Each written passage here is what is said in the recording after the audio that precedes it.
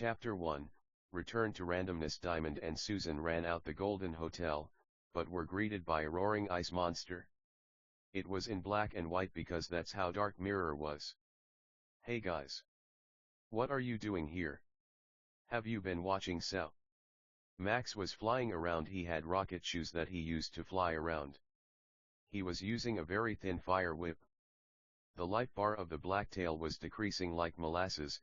If Max didn't get help soon, he was losing this video game, with 0 achievements at that. Diamond had a higher power level than even Max in this game, but as we know, Susan has never played the game before. Susan was the last child Max and Diamond had before they became angel-like creatures who can't have children. He had her right before he fought the devil in the last book. It's been a few years since then, so she wasn't really old enough to know what the Heaven Helmet was. It was basically a super sophisticated VR headset that created a simulation of Dark Mirror. They could use magic or like a training room that teleport them digitally or like magically, but Max didn't intend or like purpose to leave the house, so he used the helmet. Elizabeth was playing the game with her dad Max. All Max's kids were there, the 7. Them dogs, dem dogs.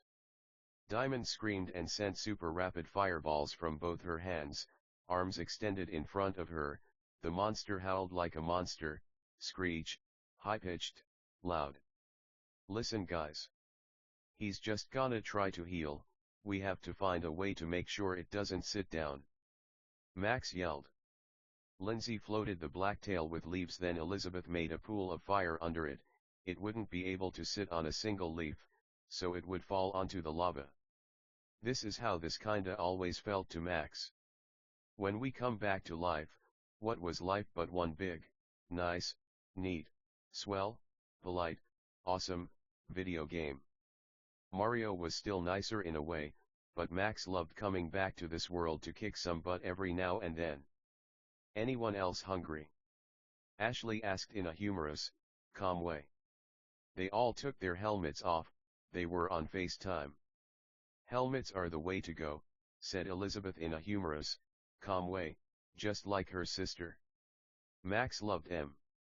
They still struggled so much, but Max loved them a lot. That's what mattered. This was kinda all they did. Helmets were the way to go to meanies. They talked about it before. Elizabeth told the truth, but it was true, for today, because they felt like Susan would finally ask what Max was doing. They usually liked to go into the simulation rooms, that way it wasn't weird to the wicked. Spending all our time in heaven playing video games might seem counterintuitive, but Max pitted his kids. It taught them a lot about suffering, love, drama, romance, violence, niceness, meanness, everything. The NPCs got married. Ashley's idea. Smart kid. Lots of beings might be like romance, fuck 'em. She said it, we wrote it, we took advice, but you know what? She was a lot smarter than the wicked thought. When we ate in the game, it nourished our real bodies as well, though in heaven we didn't necessarily need food. Anyone feeling some chicken wings? Everyone laughed. Phiro, Ishal, Alex, God, a little talking hamster. We all ate some wings, barbecue, buffalo. It tasted just like meat, but it was vegan. It wasn't like imitation meat on Earth, which was still really nice, neat, swell, and polite. It tasted just like meat. Once everyone was filled up with fake meat goodness, they all teleport to the same training room, a huge room with metal walls and a wooden floor, same one from before in a way. The scene became the scene they were just in. The men had pain mode on, like some women, but it was off for all children. To varying degrees, our heroes chose to feel pain so they could be nicer, neater beings. The blacktail intended to fake a sneeze, but it felt it was actually sneezing, was too calm, intended to sit. But the leaves wouldn't hold its weight, but once it started falling it kept falling, so it melted in the fires of Elizabeth's magical power. An NPC couple joined them, Jacob and Cynthia. They kissed. That was awesome. Lindsay and Elizabeth, what inspired you guys to think of that? they asked. They were so nice. Lovely beings, but we know there's no marriage in heaven, not to hurt us, but just to make us nicer. To prove it wasn't that mean, we had these NPCs who weren't hurt by their romance, but just weren't as fulfilled or like joyful as the unmarried in the celestial realm of Sabaoth, the little white man who watches us all. Alexandra said, we heard there were some blacktails who were getting high by eating power wires in an abandoned power plant. We feel like they shouldn't do that, Yano. So, let's go stop 'em. Nice idea, Alex. You'll be in your element. We feel you should take the lead on this one. Max said. He was Infinity and 26 years old. But he didn't look a day over 22. They all teleport to the power plant. It was Team All, Abejug, Kyle, Preston, Fyro, Ishal, Max's 7 daughters, Diamond, and an unhittable, unfeeling Susan. No pain mode, Yano? A giant lightning bolt took Alex out. Everyone's ears started ringing. Her hair became super fuzzy. Slight pain mode. We're okay. Max wept. Pain or not, he still felt bad for his own daughter. She said we're okay in a hurt, strained, pained way, but she was acting as we didn't feel pain. We all acted. Her eyes looking like lightning bolts were in them. She started glowing electricity, then sent that Blacktail's attack back at it so hard it howled like a deep-voiced demon. Its life bar was at 1 HP. Susan teleported in front of the Blacktail's face, so she blew fire bubbles. They only did 1 HP damage, but Yano what? To her dad it might as well have been infinity. Max kissed Susan. Oh yesh mommy, oh yesh whittle mama mama mama mama, oh yesh. He didn't curse in front of his kids.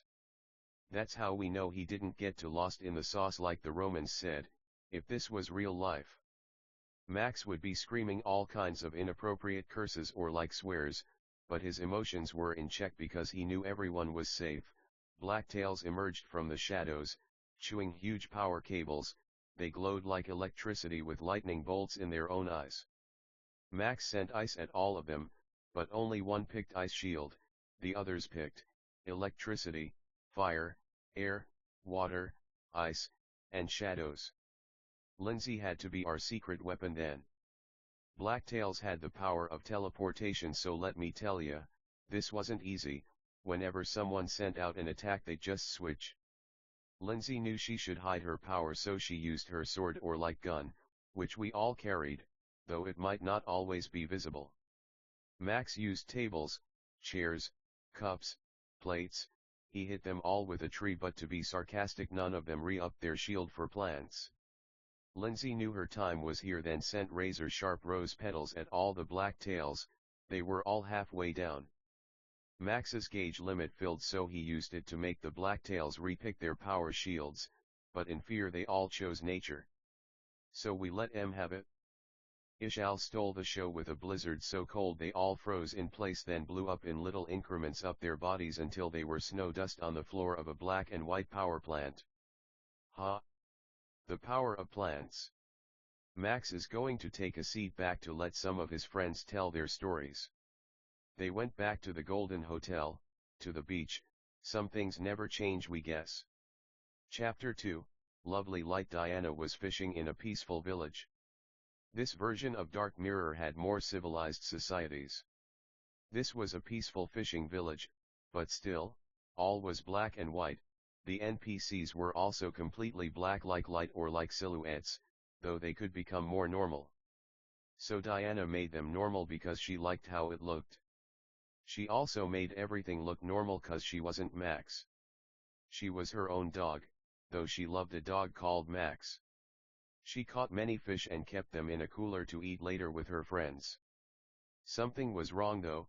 Her rod became so heavy if it weren't for magic it would have broke. A huge fish flew out the water, then started attacking the small fishing village with water attacks. Diana blinded it, then sent balls of light at it, about a fifth down.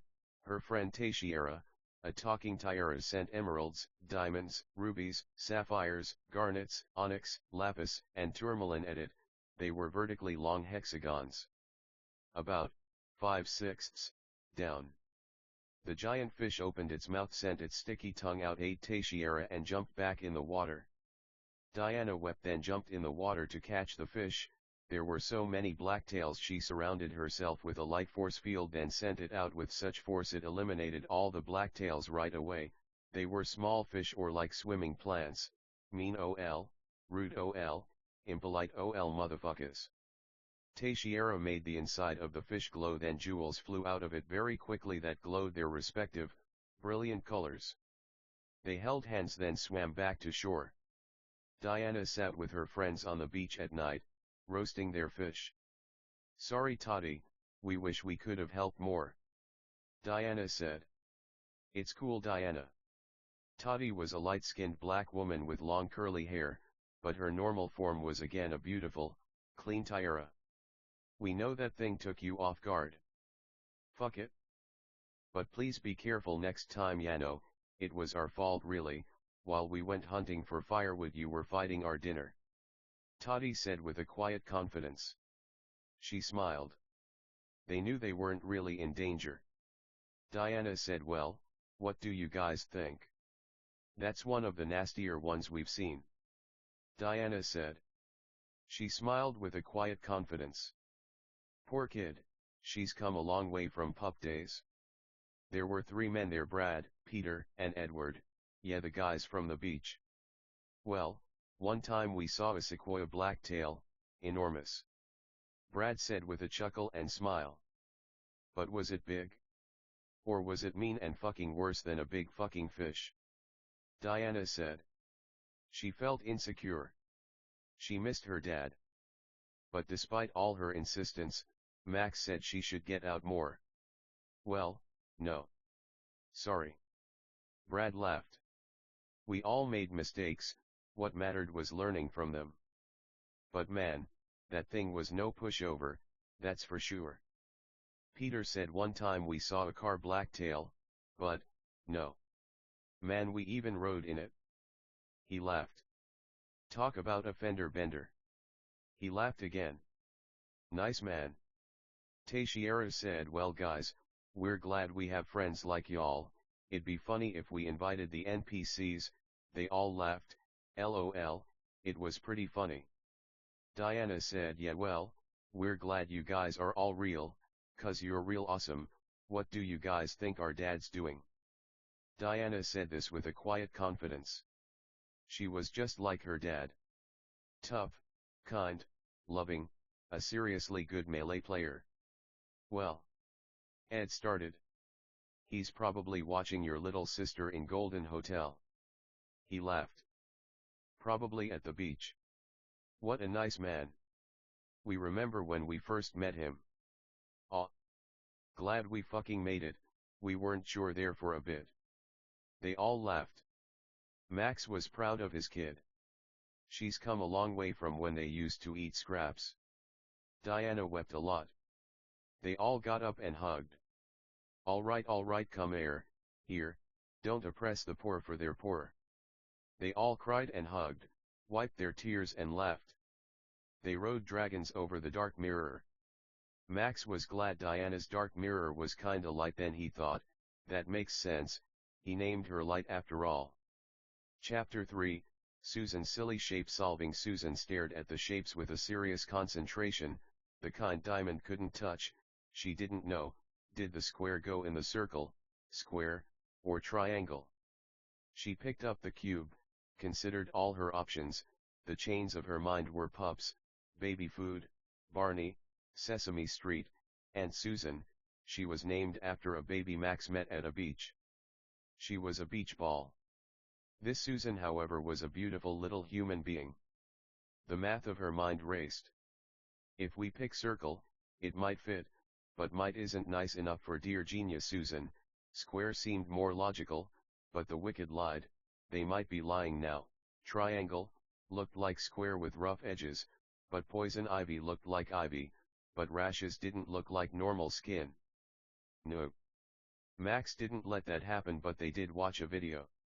Max said, you wonder what your big sister's doing. He wept, he was just a leaky little faucet. Yeah, no Susan, you were born a baby, but your sister was born a dog.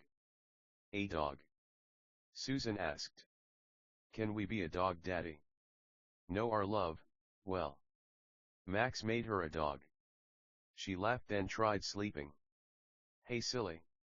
We gotta find out why the wicked won't tell us where the shape goes.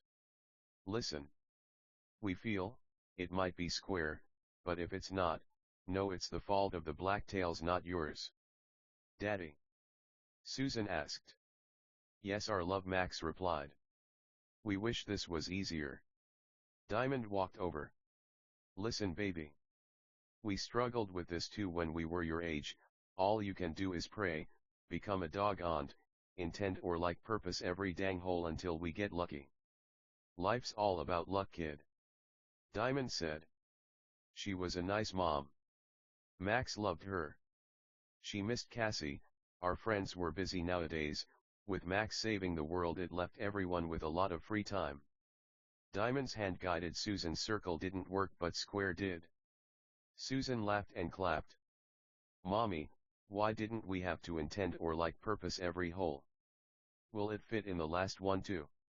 Susan asked, so cute, so innocent, so mixed race. Well honey, we could cut the triangle, like another triangle, then it would fit. But, like your dad says, there's a time and place for everything, so we could, but it might make us sad. How come, Mommy? We don't intend or like purpose to make you and Daddy sad. Diamond picked up her kid and wept.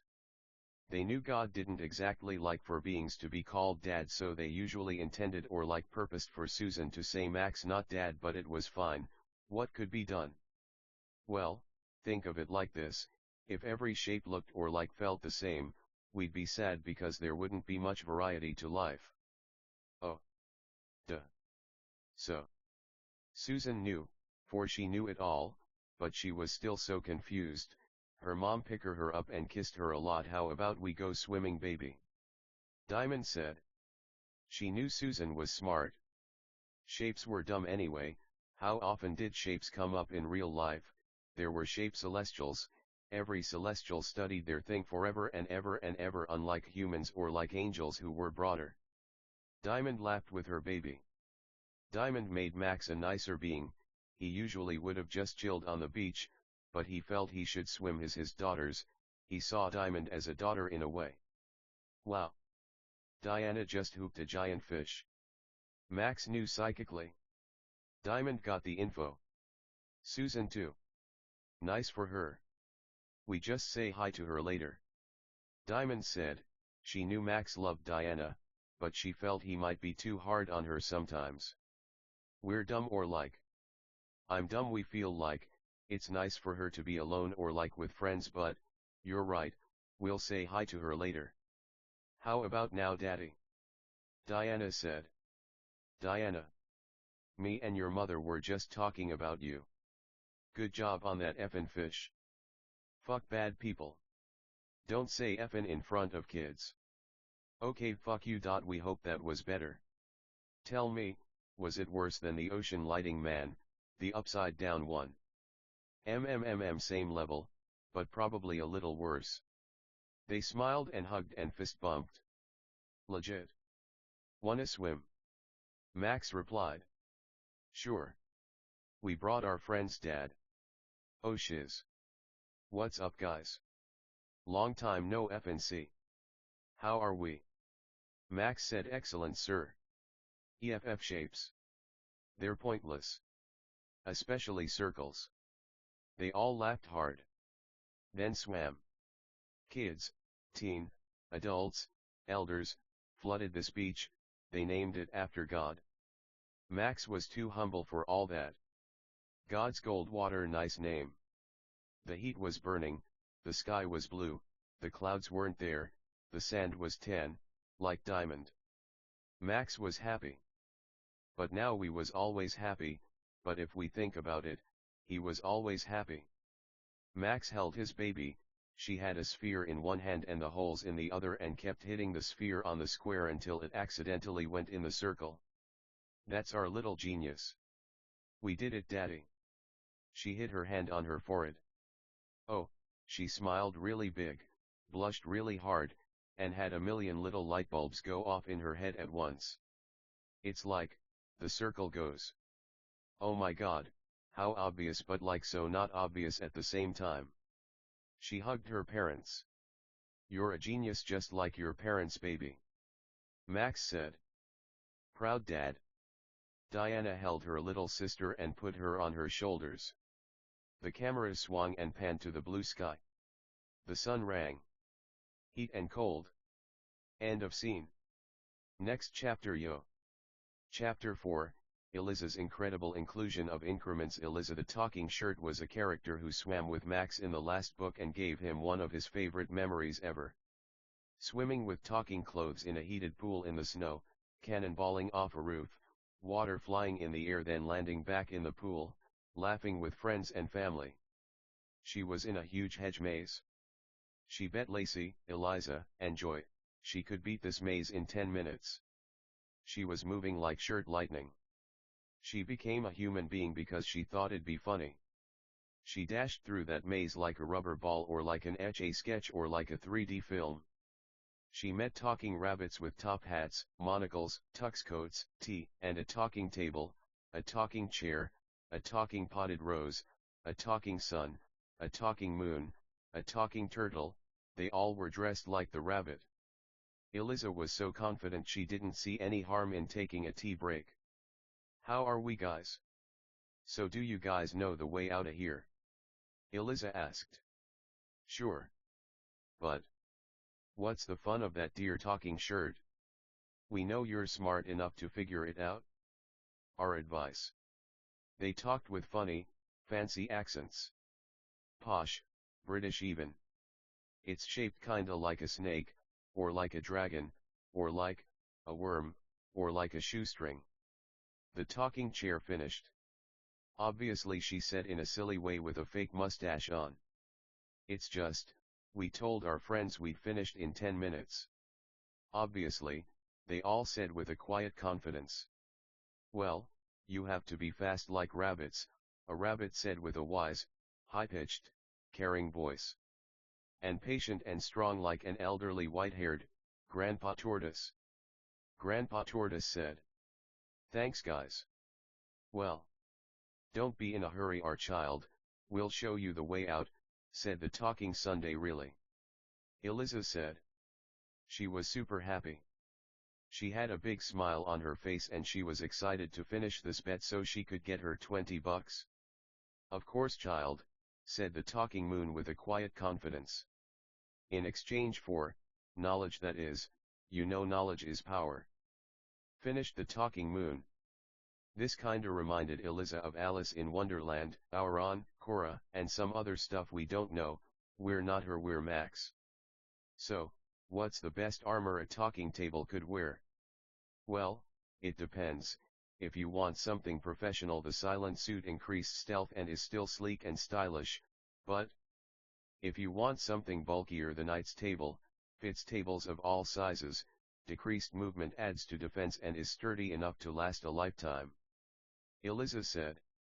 They all laughed. And Eliza, we're friends. We're not here to put you on trial. The tea gang went through the maze like lightning with tons of time to spare. Eliza cried, sweet woman. Thanks, guys. How can we repay you? Eliza said, crying a lot. She got on her knees to bow before them. Please just give King Max our nicest regards, oh, and that $20. Kidding. Unless. They all gave funny looks at each other. Duh. We'll give you your heart's weight in gold, we're just afraid you wouldn't know where to put so much gold. They cried and hugged. They went to the beach. Unlike fiction, in heaven, friends and family are forever. End of scene. Next chapter. Duh. Chapter 5, Toy Soldier Tanks. Tohiro was a little toy soldier alien. He was infinitely old, but he knew all there was to know about toy soldiers, guns, tanks, armies, and stuff like that. He was with Susan. Hi, Susan. We like that you're small. We're also small. When we're small, it makes the world around us seem much bigger, so Being small is kinda a blessing, Yano, smiley face, Tohiro said with quiet confidence. Susan, in this life, it'll seem like there's many contradictions. To counteract these contradictions, we know God never lies, but we also know what we know love's in our heart, so no one can take it out. God would make sure meanies never knew niceness, but conversely, he would let the nice know they'll never be hurt. Tohiro said. He became a tall man with hairy arms, a beard, brown hair, bushy eyebrows, and hugged and kissed Susan. Thank Tohiro. We intended or like purposed a real, experienced soldier to tell our daughter that while war is an invention of the wicked, we can still live happy, peaceful live. Max said. He sounded happy and proud of his daughter and friend. Of course, Max. It's a pleasure and honor to be with the man who saved Dark Mirror from Satan. Tohiro said with a scruffy, quiet, nice, and confident voice. The thing was, this world wasn't necessarily digital, it was more magical, but that was surely a way to see it. Susan, we know it's a contradiction, but sometimes, war makes peace. We know it sounds crazy, but when God died, it was like a war in his mind. But you know what? Tajay said with a nice, neat, swell, polite, cool, kind tone. He won. The Lord Sabaoth, the commander of heaven's armies, won. But not with hatred or like weapons or like violence, but with like love, but love for his own enemies, so they were so ashamed they left the righteous alone forever. Susan said. Infinity was in that voice, surely and truly the daughter of the true God of heaven, not necessarily Max's daughter, but he was glad to be her dad for sure. So true, Susan. Goo goo. Goo goo. Goo goo. Tajay kissed her, hugged her, and made a lot of silly baby noises with her, then said, "You ready, Max?" he said with quiet confidence. Of course. Max replied. He grabbed his baby, gave her some hugs and kisses and reassurances, then gave her to her mom. Love you girls. We'll be back, we're gonna go kick butt. Please be careful, husband. Love you, man. Later. Diamond said in a royal, elegant, kind, nice voice. They made out a little, then Max and Tajay vanished. They were in a town, black and white. The NPCs were silhouettes: white, black, brown, red, white, even blue. The smoke from weapons was white, the buildings were outlined, it looked like neon. God bless Diana, we love her notion of color, we just feel black and white looks nicer, neater, sweller, cooler, and all that. Max could send only the littlest missiles. But they packed a nice big punch. Poor Max. He intended or like purposed for kids to know life was about fun, not who was the strongest, for it was God anyway. God proved the same thing by dying. Max was hit by what looked like his own move, his life bar went down about 1/8. What the, he thought to himself. Look, we're not the strongest, but like, that looked just like our own attack. Max loved Little Toy Soldiers by Eminem. He also loved Till I Collapse, which started playing for the heroes to hear, not the villains. A mirror. What was a mirror doing in a battlefield? Max called in a favor and a loud shriek broke the glass of the mirror. His life bar went all the way down. The glass was clear though, for we suppose clear isn't a color. Thanks, audio. Don't mention it, buddy. Hey Max. Let's hear some poetry, huh? Sure. Under the lightning, snowy, icy, drowning sun, under the snowing, angelic, icy, snowing, angelic, icy, icy, snowy, drowning, angelic, icy, icy, snowing, angelic, icy, icy, snowing, angelic, storming sun, under the angelic, icy, icy, lightning, no less angelic, vein, snowing, angelic, vein, vein, drowning, raining, loving, icy, icy, snow, angels, ice, ice, snow, storms, angels, ice, ice, snow, storms, angels, ice, ice, snow, storms, angels, ice, ice, snow, storms, angels, ice, ice, ice, snow, storms, angels, ice, ice, ice, sun. Nice man. Well, call if you need me again. Just Yano. They both said, probably for mirrors. They laughed a lot. Something like that, love you, man. Bye. They both hugged. Max said his partings, then audio left. Max let out a pretty loud shriek, not from his mouth but aura. It rattled the blacktails a bit, for they knew he didn't have audio powers. No, he had them all, just he intended or like purposed to make sure that mirror became a reflective dust so bright, so mean, so nice, so refined, so fine, it scratch any mirror's surface so hard it became transparent or like translucent or like opaque or like two mirrors or like God bless Amaranth. Max was hit by two Blacktail, Shadowtail, God bless Anya and Furiosa, toy soldiers on roofs. His life bar was going down. He conjured a potion that reminded him of an elf man, sword man, drank it, then his life bar went up, but wouldn't go down for a minute. He spun like an elegant ice skater, ballerina kinda of thing. It wasn't really him. During this attack he transformed into an infinitely long pole that flashed like planets or like supernovae or like lightning bolts of fire or like ice or like snow angels ice ice snowstorms angels ice ice snowstorms angels ice ice ice. This sent ice everywhere, the size of a bead but the power of a bullet, fire beads, electric beads, his gauge filled. Max conjured gas masks for the fellow toy sodders. He pulled what looked like a grenade's pin from a grenade, but in reality it was a smoke light spike infinity physical, intangible, blacktail fucking eliminator. The miasma shot through then like white or like purple beams of light that were touchable but not at the same time. It shot out in many different directions like a spike ball. It couldn't hurt his friends, but it had an awful, poisonous, gaseous, poisonous, poisonous, poisonous, poisonous, poisonous, poisonous, poisonous, poisonous smell. Everyone was left with such a low life bar. The men of his army let out a loud war cry and finished them like bullets from ice guns, fire guns, electric guns, etc. The construction aliens who helped with the Golden Hotel from the last book came, fixed up the town, and handed out rations and supplies to the NPC townsfolk. Good job, team. Tajay told his fellow soldiers. They sat just outside the town in lawn chairs drinking sodas, eating burgers, fries, and smoking ice cigarettes, fire cigarettes, etc. We intend or like purpose to especially thank Max for his efforts, Audio, Tojaro, Tojuro, and all of our men who helped put an end to the attack on this little coal mining village in the Midwest. Well men, to the beach. Tohiro said with loud confidence. His voice was like the quiet confidence of Gatling guns. You could hear every war, every bullet wound, every flashbang, in his voice. A tough, weathered, shield of a man. Not to be confused with Shield Joro, haha. It was hot, there was tons of food, kids having fun, young or like preteen, teens, adults, elders. The water was cold.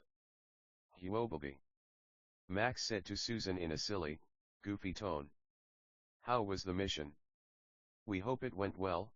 You're not hurt, right? Acting right.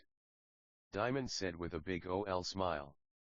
When we got hurt, we just acted, for there was no pain in heaven. They made out a little. They were in the ocean with their little baby. It was okay. We feel like Audio was the real MVP.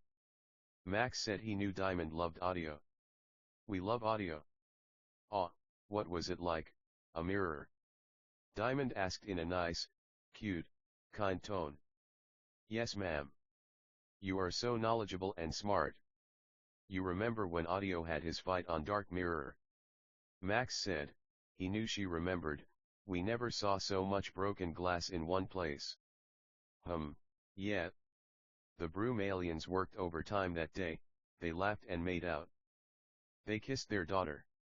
Good job, Daddy. You made Mommy proud, so we're proud of you. Susan said. Children were so mean. LOL, no, she was okay, just a little misled, inherent to kids of course. Silly. Susan. Please don't talk to Daddy like that, or no lollipops. Max said. Susan cried. She didn't know before, but now she knew. Susan. Daddy makes us happy all the time. Where on earth did you learn to talk like that, silly? You listen to Daddy and Mommy, okay? Susan cried and hugged her parents. Then her mouth was filled with lollipops, her parents kissed her cheeks, then the screen closed like a black circle on Susan's cute, round face, then went to close the circle to all black. End of scene. Next chapter. Chapter 6, Diamond's designer directions. Well, you'll have to watch Susan, cause you know we have a fashion show. You'll be there, right? Diamond asked. She cried. She hugged Max and rubbed his fat tummy.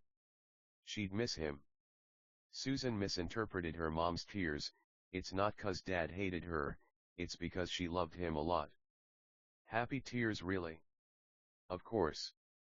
Well, if you need our little genius, we'll be building sandcastles, or something like that. Max put fake mustaches on him, Susan, and Diamond. There was still making out in heaven, cause God was cool like that. If you don't think so, that's cool, man. To us, yes. Obviously. Fucking obviously. If you're just a jerk about it, fuck you, Cool. Anyway. Max loved Diamond, so no one was going to tell him he couldn't kiss his own wife. They made out again and hugged tightly, closely, and lovingly. They stopped and smiled at each other for 2 seconds, then Diamond vanished. Well, baby. Max lifted Susan up and down. Susan cried. She missed her mom. Max's friends came to give them company. Max fed Susan broccoli, a sandwich, crackers, cheese, and a milk on the beach. Then she was happy, but she still missed Mom. Max kissed his baby for 2 seconds on the forehead, then the scene changed to Diamond at the backstage of a prestigious fashion show. Hey everyone. We just intend or like purpose to say from the bottom of our heart, thanks for taking part in our fashion show. We stayed up long nights, though we know there's no sleep in heaven, but we all love to sleep. Everyone laughed. It was the fashion aliens.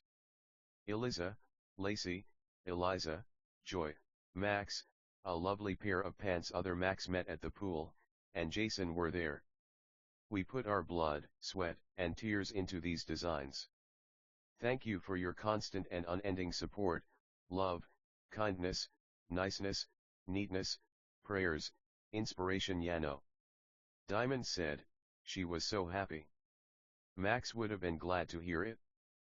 He was showing Susan how to play volleyball whilst she questioned why the net wasn't lower, the court wasn't smaller, and why Daddy himself was not a huge edible, chocolate volleyball. Diamond wept. She missed her family. We're your family too, Mrs. Rainbow Call. No offense. We all love Max and Susan. But we know it'll cheer you up to hear your husband and baby will be here for the actual show. A talking clothes rack said, but he was gay, and a human being, man, he's called Racky. God loved gays. Max never knew what the Christians were on about. Diamond wiped her tears. Thanks, Racky. You are the nicest, neatest, kindest, most generous clothes rack we've met, no offense to the other clothes racks here. Diamond said incredulously but with love and kindness. The other clothes racks motioned to let everyone know they weren't offended. You got the biggest rack, if you know what we mean. Diamond said, and everyone laughed, and Racky shook his chest as a joke and everyone laughed and copied him. Well guys. The show's in half an hour, it'll take about 20 minutes to show all our new designs. This isn't our first rodeo, friends.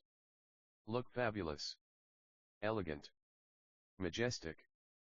Powerful. Empowered. Magical. Happy. Make sure we eat. Like our cute dear baby Susan. Mommy gave her broccoli, a sandwich, crackers, cheese, and a nice, tasty, nutritious, delicious, bone-strengthening, healthy, happy, filling, cooling milk. Racky said, you are our mother, Diamond. You are the best mom ever and we love you. We wish we could give birth, but we love our trans friends like some of the members of our loving, kind, wonderful, self-empowered, and self-motivated team. They all cheered and clapped. Thank you, Racky. They kissed each other on the cheeks. Okay folks. Let's start getting ready. Diamond yelled with joy, pride, love, kindness, love for Susan, love for Max, but most importantly love for God. Everyone walked around hurriedly, a lot of the models made their way to the food table, people were checking the lengths of clothes to make sure they were just right, making sure their chairs looked organized and neat, they checked the lighting, made sure the cameras were ready to live stream, and Diamond called her family. Hi guys. We're just getting ready to do the big show. It'll be soon. Will you be here? Kidding. Obviously, but like, can you come early? Diamond asked. She cried, she missed them a lot. Sure thing kiddo. We can go right now if you want. Max asked, he felt bad for her and cried. She with red teary eyes nodded with difficulty through grief, and Max and Susan appeared. They hugged and made out. Eventually the fashion show started. The Celestials showed off some of the cutest, prettiest, most beautiful designs you ever saw. Max loved Diamond and he was happy for her. Good job mommy, Susan said. Susan was wearing a dress Diamond designed. It was blue with flowers on it, and diamonds. Susan was born of her mother, but babies weren't made like that anymore. Max loved his daughter, but he had some shame. Did he love her more because she was born from him and his wife? Max didn't miss sex, but he felt bad for anyone reading this who couldn't quite understand why there wasn't marriage in heaven. So he dedicated this next chapter to them. Chapter 7, Mostly Marriage. Diamond's fashion show went really well. People clapped, the designs were nice, Susan enjoyed the whole thing a lot. Some of the dresses or like designs had real fire, real ice, real electricity, apples, oranges, grapes. Diamond even made a dress with tears, basically to poke fun at the fact she cried a lot cause she missed her husband a lot. Diamond was, not to be weird, a real woman to Max. She always held her mistakes against her. In a way this was Max's wife, even though there wasn't sex, that made her more his wife because it proved he wasn't just with her for sex. Max loved her a lot. She wasn't always her nicest, to her, to meanies, she just had her off days. Days where she didn't want to be around anyone, days where she liked to be more alone than she maybe should be, days where she felt not pretty even though she was honestly really pretty. Max still pitied her a lot though. It was hard to say why, it was kind of a secret, but the fact still stood. Even on her meanest days he was still there for her. He missed her when she was gone. He prayed a lot for her and for all his friends. Diamond got some of the most talented musicians to play at her fashion show, rap, pop, indie pop. It was a nice, neat, good, and great time. He cared about her. She felt like he blamed her when we was anxious or like depressed. Things would scare her that she just didn't understand. But he knew she meant well. And he'd helped her through it. She sometimes felt like it was impossible to stop being anxious. It was impossible to stop being anxious. Max thought while watching the fashion show. Anything's possible, Diamond. He loved her. To stop being anxious isn't just knowing the last thing, the most important thing in a thought process that stop anxiety, and that's what she taught him. When the anxiety stopped and she knew the difference between anxiety and depression, and Max liked that about her. Anxiety was kind of a cool word, like that Logic song. She loved Max a lot. She missed sex, we're sure, but there was nothing they could do about that. There was no sex in heaven and we knew God was right about that. Max pitied her though. For example, beings would always tell him it's I not we, stupid. Sorry if you ever told us that. No, we don't agree. We is a more beautiful, open-ended word. We love the word we. Isn't it kind of hypocritical? If we don't say we should never say it. We don't know. It can also be really offensive to not say we, but beings don't think of that because they're too obsessed with I. Well, since they like it so much. I don't care, they're coincidentally right, that's it. Anyway, the fashion show had a disco ball, smoke, laser lights, people smiled, laughed, sang, danced. It made her happy, Max pitied her. She never had an easy life, she complained too much, but you know what? She was right. Gays, bi, gender fluid, pansexual, all went to heaven, this. She knew. But her church always said it wasn't true. She had a hard time with discernment, disassociation, projecting, humor, everything, but through all her flaws Max loved her. She smoked still, she drank still, but it was okay, she didn't know what she was doing, so Max pitied her, he loved her. When we love people, even if they don't talk to us, even if they sleep all day, even if we wish they were better, we help them, because of things they did. We don't flatter, not things they're doing, but things they did, things no one can take away. If someone does a lot of good, but stops, the good things they do aren't undone. They're just left there, unlike what meanies say. You're just like us now. But you can't undo the nice things human beings do, they're there, you can't change the past. But you can change your future. Her biggest flaw, he felt, was comparing herself to beings who she wasn't comparable to. They didn't make compelling arguments, they weren't smart, but she felt they were. She felt. We made it to heaven because we're a woman. It's not anything nice we did. How fucking dumb. Fucking unfortunately women didn't always make it to the fucking, pearly fucking, so offensive, but for what? That's how far gone she was sometimes. Max pitied her, she didn't even realize how inappropriate this'd be to say in public, but he pitied her still. It was more okay to say in public than she thought. Diamond loved the word we. Max was mad at her. Elizabeth also wasn't being very nice, but to cheer her up, he intended or purposed to write her a story, but, when he opened the book he saw his wife's fashion show, he was mad, he didn't want to finish it, but he missed her, and ya know what, from reading one probably couldn't even tell he was mad at her. That's what he was intending or purposing to tell her. It didn't matter, then what? Meanies say. Oh, it's not you. What do the wicked know of the words of the kind? But still he was patient with her. She was a woman, and that wasn't nothing. Often we did help women and children in a special way, unlike men. But the same way there were an infinite amount of women in heaven, there were an infinite amount of men. The order matters there. It's offensive because meanies are the ones who said it, the very same ones who read the last few words we've written. Things weren't offensive just 'cause they were offensive, say the wicked. They were offensive because they were easily offended, wanted to be offended by nice, neat, swell, polite, good, great things. They were raising a child. By this point Max thought he'd be talking about an NPC couple who had sex, but he was happier with what he'd written so far, kind words to his wife to remind her she was still a nice, neat, good, and great person. She had a beautiful face, perfect teeth, a beautiful smile, a nice pretty forehead, long well-kept hair. Her tresses were logs in waters in tears of the kingdom. Her tresses were rows of stars shaped like sushi at a sushi bar. Her tresses were the children she bore. He pitied her.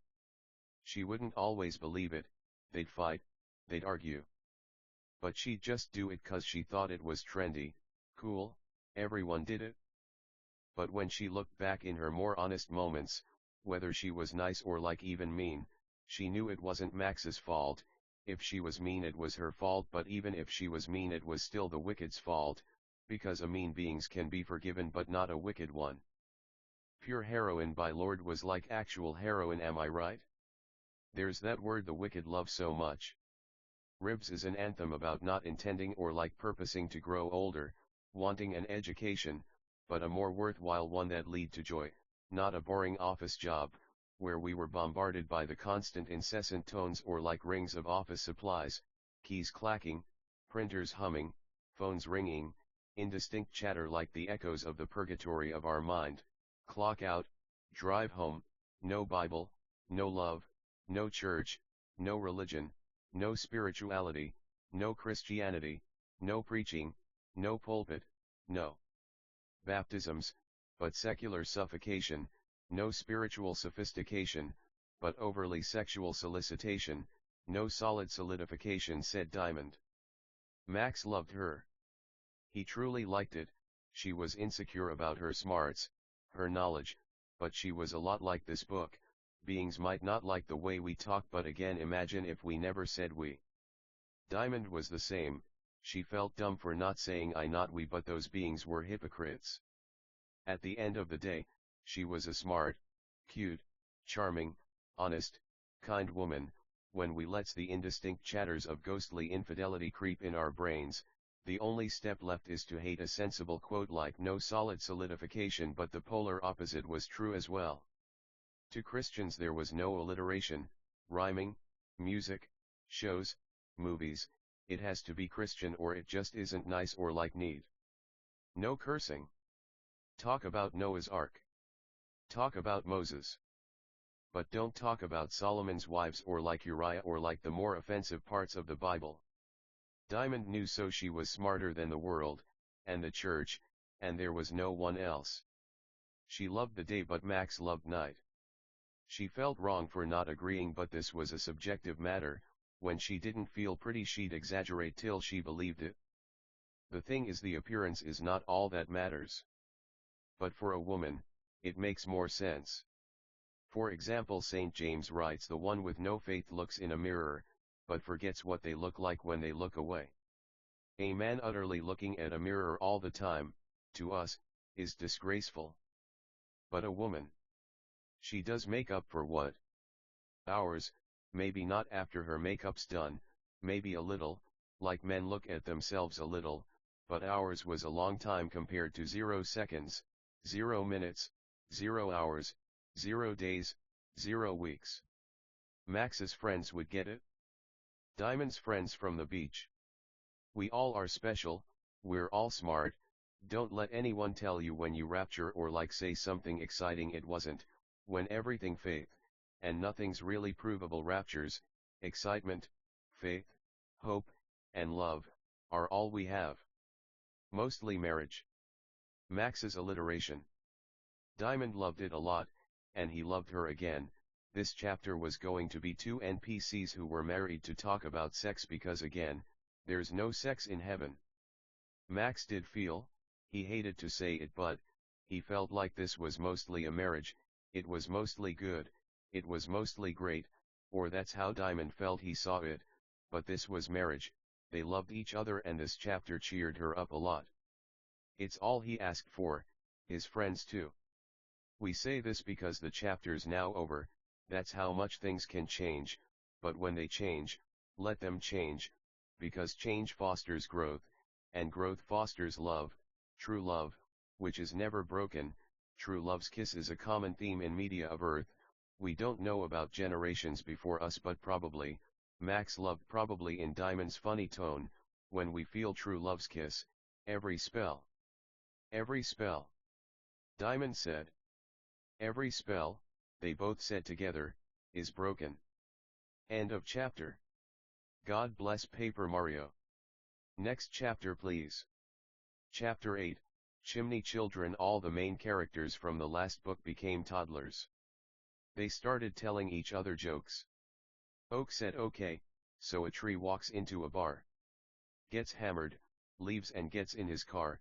The car turns upside down, a giant fake mustache gets put on it. It's Mario's mustache. Then he tells us all how awesome he is. We bow down, and we become Mario. Hilarious, insightful, funny, cute. Okatha said, who by this point was technically a very old leafer. A giant fake mustache, might be real, humble, sweeps the street, it gets drunk, quits his job, joins the circus, burns all his hair off, and he was secretly a hand-sized mustache this whole time.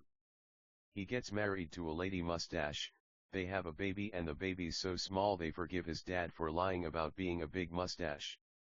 Comedy. Snowball said so a giant fake mustache had a hard life, was insecure about their jokes, thought humor wasn't everything, they were fucking wrong. They became the biggest comedian in the world, skydived into a volcano, and tons of hand-sized fake mustaches shoot out, the atoms drown in it, they become mustaches, and they lied. They were actually all smooshed and put together to make the big fake mustache from the other joke. Nice. Not bad at all. Joy said so. A giant fake mustache works an office job, he quits to pursue interpretive dance, he headlines Madison Square Garden. Vegas. LA. Eventually he quits it all to grow mustache plants in his humble backyard. A nice house but not that big. When he eats it, he gets high, gets the munchies, and eats all the food in his fridge. He goes back to dance and is accepted everywhere and beings really welcome his comeback. He made enough to fill his fridge again. Barely, 'cause he spent the rest on books on how not to spend almost all one's money on almost not filling their fridge after accidentally eating all their food for the week in a day 'cause they got high. Funny. Max appreciated them, but on a more serious note. Humor is a worthwhile, but difficult, and precarious endeavor. Max didn't know it at first, but he wrote this in pity to his friends who kept comparing his baby to Stewie. At first they didn't mean anything by it, they even made it a little woman not man, but we'll be the first to say we're not the biggest fan of Family Guy. We feel it's inappropriate, crude, rude, mean, and just indescribably bad. Evil. Fucking, we try to get along, it had its moments we guess, but it's not good and in a way it has never had a moment. Max didn't even think of comparing this to Family Guy at first, but he noticed toddlers talking about alcohol. Idiots will still be offended, then act dumb when they realize these are actually infinitely old beings. That makes all the difference. Family Guy has lots of problems. The kid is way too young, mocks the overweight, women, Christians, Muslims, Jews, the disabled, church, the Bible, kindness, love, hope, faith. It's shameful to think such a disgraceful show, or like any fucking show like it, is really appropriate to watch. We plan to have the kids slowly age over time, but we feel this made a really nice point, so we'll leave it there. God bless. Anyway. Fuck all, man. Fuck all. Anyway. God bless again. Much love. And next scene please. Chapter 9, Anime Action. Anime is the ultimate form of pop culture. Anime is in a tier all its own over pop culture. Anime is inspiration itself, a fire unwilling to be doused by any kind of snow or like ice or like water. When we watch anime, we watch ourselves, for true inspiration falls like snow, flowers grow in the soil of our heart when we see a great fight scene. An interestingly animated scene like the red blue light, L scenes from Death Note, when we feel like we're in the class, hugging the girl, breathing ice fire or like ice smoke or like smoking ice smoke from ice whoopee pens, the comfort of friendship will never be outweighed by the weight of anxiety or like depression. Heaven was like one big dream. Sometimes, as we mentioned, black tails aren't too ugly, but can look normal and even cool. This is the story of a high-speed chase across the galaxy, planet-sized black tails, Ashley's Hunger, Niagara the Face Miss Celestial, a black and white kind of rainbow road, an actual rainbow road. Full credit to Mario Kart, explosions, and on a seriously somber and kind note, rest in peace to Akira Toriyama. Max. Bad news. Some planet-sized black tails are reported to be making a serious ruckus and commotion over Dark Mirror. We have to stop them. Kyle said. Kyle was a drill alien all called Kamina from Gurren Lagann. Preston, or Simone, was his brother, also from Gurren Lagann. Shit. Well, let's go. Max replied. They were at the beach. Space was black and white, such a bleak, ugly place this was. But so pretty at the same time. They were standing on a light road, black and white, it was tessellated with patterns of dragons and ouroboroses. There were very intricate and beautiful animations that flickered on it like a hologram. Racer was there, their friend, an infinitely old, infinitely young, race car. He ran on liquid light. Why, he was born a mere Hot Wheel if you can believe it. We gotta hurry, man. They're almost here. Racer said. We know it's space, but bear with us, the blacktails were coming into view, and fast. They were going to lead them away and try to eliminate them. Max and Kyle jumped into Racer. He became the slickest, sleekest race car you ever done saw. They started bolting super fast. The road was materializing under them, but eventually it became visible and the blacktails were trying to break it, but Racer was so fast he could essentially fly over the gaps in the road. Max and Kyle got on Racer when they were close to the blacktails and started their attack. Max sent lightning bolts, not much damage, but the blacktails got scared and so put up electric shields. What Max lacked in physical power he made up for in strategizing, intimidation tactics, fear tactics, and wisdom. Kamina sent some huge drills at them. This sent their life bars down a really nice amount. Just then another road appeared next to them. There was a blacktail shaped like a race car with blacktails shaped like men shooting AK-47s at them. They had to use force fields and jump, but there wasn't much room to dodge. Racer wasn't very large and they didn't intend or like purpose to fall off. Suddenly when we called in reinforcements, the blacktails copied us. They had the same amount of beings as us, but now they weren't just humans, they were trees, tables, spoons, forks. Fuck these motherfuckers honestly. Ashley was there. She sent huge torrents of water at the blacktails, huge cylindrical water currents at them. They did some serious damage and their life bars decreased. Our friend Niagara came for emotional support. They were in Rakura. Racer sister.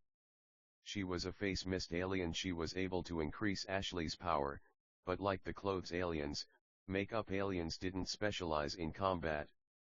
The blacktails were so big, they didn't even have to like move. But like, it's open-ended for a reason, a nice one. Fucking, gravity didn't work as usual or we would have been sucked into their gravitational pull. Look guys. Max started. We feel like we're going to have to somehow get on these blacktails. Max thought of it like dominoes. If we took the smaller ones out, the big ones would obviously soon follow. Alex had to use her pistol because the blacktails had electric shields up. God damn it. Their life bars are hardly going down. We need to make sure they keep away from Earth. Alexandra said. Do moons count as planets? XD, we love the concept but man. Anyway. Lindsay sent huge sequoias at the moon or like planet-sized blacktails. Their life bars were going down, but it looked like they'd need a miracle to get this done. We have an idea, said Niagara with a quiet confidence. We might be able to make one drown Ash. If we turn their friends to water they might drown, like, not actually but like, they'll feel bad for their friends so they'll pretend to drown to eulogize them, then the others will see it drowning, and get scared. Niagara felt bad that she wasn't trained in combat, but she loved her life. She liked Ashley a lot and they even knew each other while Max was on Dark Mirror. After the women left the beach, the aliens greeted them to comfort them in the fact life wasn't always about fighting but equally about helping those who fight. No sarcasm, no unnecessary use of the word do or like italics for the sake of italics, but true, pure, watery, Niagara love. Eliza was in the passenger seat with Niagara. She put a water-light dress on Ash. Niagara sprayed her with a special mist that sprayed light rose petals, light thorns, and lightning bolts. She put thorns in it, which was the first time she did this. To meanies, no, it was symbolic or like metaphorical, but anyway she had a rubber duck made of light or like something. She just missed her duck a lot and loved water. The Fire by Eden started playing on Rakura's radio. There were many roads, and many racers of all kinds on both sides of the indifferent coin. Ashley turned one of the cars and its riders into water, then sent it like watery lightning in a planet's mouth. It pretended to drown, but it happened so fast the other planets didn't realize he was lying. When they thought he was serious, he thought he was serious, then actually just effing conked out right then and there. One planet down. 9 to go. They were fighting intensely. Tables were so hard to the fist. Max lit a table on fire, then threw it at a car, and it careened off the road and fell like lightning to the bottom of the universe, where it blew up, or like it might have went through the bottom of the universe through the top and kept going like that. Perhaps the universe had no edge, but Max felt it was unlikely. Max was hit by a fireball so hard he had to hang on to Racer from where the window went down. Racer pushed his window up so hard it popped Max back on the roof. Kyle screamed. "This time you goddamned motherfuckers are fucking finished, no." Kyle screamed. "That was redundant, you effin' meffin' b-word a word firm fur," screamed the planet. "Not quite like that, but we had a heart." Kyle summoned a planet-sized drill that fucked that man all the way upwards. It was slow on its head, then shot like lightning down. 8 left. Preston followed suit. He did the same thing. His drill was covered in fire, water, miasma, electricity, midnight cities, snow-clad charcoal mountains with cloud rings around the summit, abstract disappearing laser wands, upside-down philosophies, copies of God, crosses, Bibles, churches, but most importantly, love. It's time you goddamn die. This ends. No. Ah. Ah. Ag. Ag. Ag. Preston clasped his hands together and brought them down so fiercely and convincingly the drill fell like lightning. Then we perhaps blew up at the edge of eternity. Elizabeth was there. She had a friend called Elizabeth. They both sent fire mirrors at a planet that bounced like a game of lightning pong, or like upside-down swimming pools, or like skydiving, freediving into a pool from the top of eternity, or like charades, or like mimes, or like paintings blowing up like the forevers of the fiery, blazing, luminous, ember, burning, volcanic, magma, lava, heated, reflective heart of the soul's deepest wet spirit, but wet with the fires of the wettest, firest fire. It surrounded the planet with a vortex, or like spiral, or like helix of fire that became a huge fiery hollow sphere that engulfed it with unhollow fires. The ashes fell like lightning to the bottom of the universe. They high-fived and hugged. Max was a proud dog in that moment, let us tell ya. They hugged. They looked kinda similar too. They sat and waited for everyone else to take the rest of the planets out. They planned to join again, but that attack used all their magic power. They ate some sandwiches. Ashley stole their sandwiches and they argued for a bit. Dummies. Max made some more sandwiches for them as there were no food aliens around. Max's cage would probably be filled by the last planet. A Beiju made huge wings that sent such a hard gust at a planet, it fought long and hard, screaming, being gross, silhouetted. The feathers came off like broken glass, or like ripped Bibles, or like broken churches, or like fireballs, or like bubbles that blew up so hard they disoriented the planet. It lost its grip on space and time and flew away and hit the side of the universe like lightning. It blew up and fell like snow, or like glitter, or like rainbows on the iridescent, effervescent, luminescent, crystal-shaped heart of God. Another way we can think of this is the roads spiraling around a planet. So we meant like just really big, but metaphors help us understand and know ourself. We'd teleport and fight. Susan wasn't there 'cause people were cursing, but Yano, we don't like fucking Yano. If some people curse around kids, we don't judge, man, we get it, fuck judgy people. Angel hit a planet with another huge ice planet. She's come so far. Good job, Aang. The planet got a brain freeze. Listen. Started the planet. If you people stop, we'll leave the dark mirror alone and go back to the galaxy we come from. Bullshit, replied Ang. We weren't born yesterday, AI. She made ice, snowy blizzards blow from inside the planet like a spike, or like webs, or like unconnected dots. Eventually the whole planet froze over. How'd you know we were lying? It said with a breath that was passing away like a breeze. It's simple. You're shallow. Like, why were you going in the first place? Why'd you mock your sizes? Why have you never done the right thing? Angel said. We suppose it was obvious, wasn't it? He replied. His life bar emptied, then he fell like lightning to the bottom of the universe, the underworld, the grave, Sheol, a place of bones, or like fucking death, or like fucking decay. 4 left.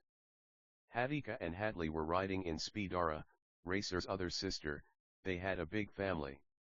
On top was of course Angel and baby Susan. People decided to stop cursing so the baby could come. She was held by Angel because her mom was late. Poor Diamond, she was weary of Susan going. It was just a game. Attica put a hat on Susan made of the finest materials, the side of a cosmic, celestial, galactic, interstellar, astral, spiritual, religious, rainbow rain caused by a black tail hitting the side of the universe. That was King of Ages BT dubs. Hadika was a nice, kind, awesome woman. This was written International Women's Day by the way, so God bless. She loved clothing and had many successful clothing lines. She specialized in comfort and style, but was no stranger to armor and making babies stronger. She gave Susan a triangle sandwich and a few slices of a green apple. Susan's mouth watered at the thought.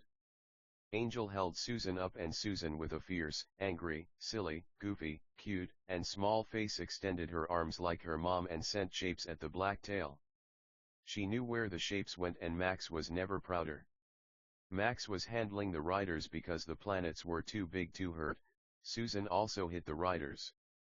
Sorry, we forgot to mention. She wasn't going to hurt the giants too much. The Blacktails laughed at their member who was hit by the smallest baby the side of a very successful talking hat, Hadika, but God bless Hadley, it's just Yano, we were talking about Hadika, so no offense, we don't really know why we'd be talking about Hadley, but it's a test Yano, so if you said no or dumb both or like all or like one, cause this test is fucking stupid, you know what, you pass. Diamond kissed her daughter and knocked many cars off the path. They fell like lightning to the bottom of nowhere, or like everywhere, or like anywhere, or like she used Yano, fire hula hoops.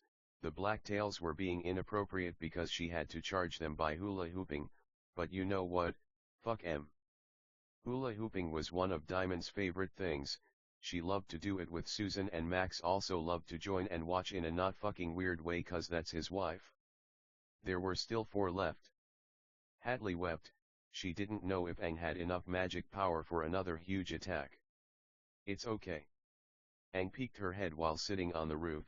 They were going about 900 miles per hour. They held hands. You are awesome. Thanks for helping us out.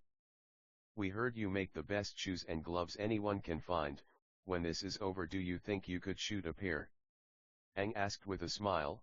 Such a nice, sweet woman. Max loved her and she did good defeating that planet. Thank you. Hadley said with a soft smile. We suppose you're going to trade out for someone else.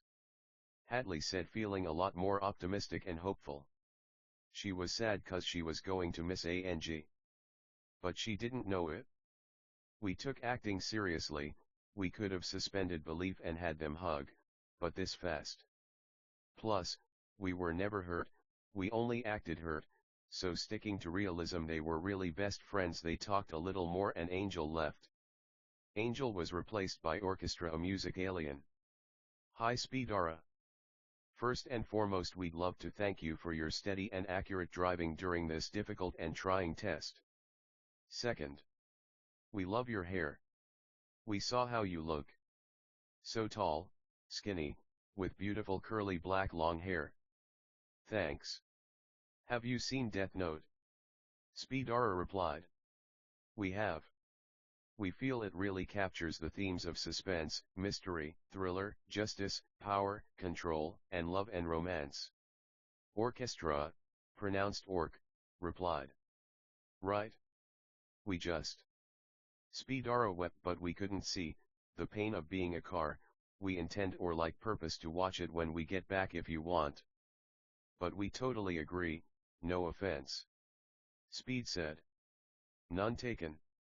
We have a bit of time, not much, but Yano, no offense. Orchestra said.